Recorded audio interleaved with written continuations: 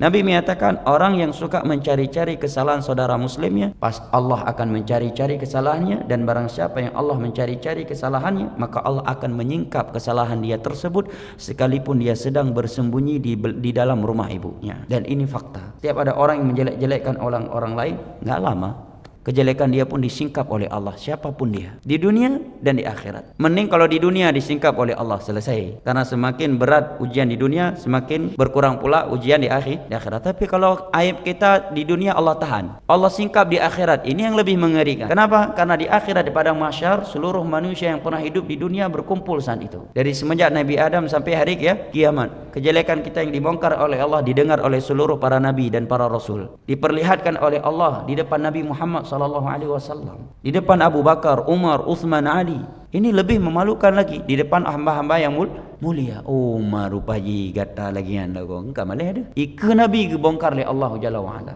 Ika para nabi dan para rasul. Dan di dalam surat An-Nur Allah berfirman, innal ladzina yuhibbuna an tasyi'al fahishatu fil ladzina amanu lahum adzabun alimun fid dunya wal akhirah. Sesungguhnya orang-orang yang suka menyebarkan kesalahan saudaranya. Kesalahan berarti apa? Memang betul dia buat salah, apalagi belum tentu betul, apalagi hoax. Ini betul dia buat kesalahan, dia buat maksiat betul. Kemudian ada orang yang menyebarkannya, dia share, maka bagi dia azab yang pedih di dunia dan akhirat. Kata para ulama, bisa jadi dosa orang yang menyebarkan kesalahan saudaranya itu lebih besar daripada orang yang melakukan kesalahan itu sendiri. Misalkan ada orang berzina, rakyat atau pejabat, mungkin setelah berzina dia bertobat, ya kan? Kemudian tersebar video tersebut, kita share kemana-mana, sehingga ada 1000 orang menonton video itu sebab 2 jari jemari kita. Berapa ribu dosa yang harus kita tanggung? Orang lain mencaci maki, 5.000 orang mencaci maki orang ini gara-gara video yang kita share. 5.000 dosa orang yang harus kita tanggung setelah kita menanggung dosa kita sendiri. Hati-hati jemaah.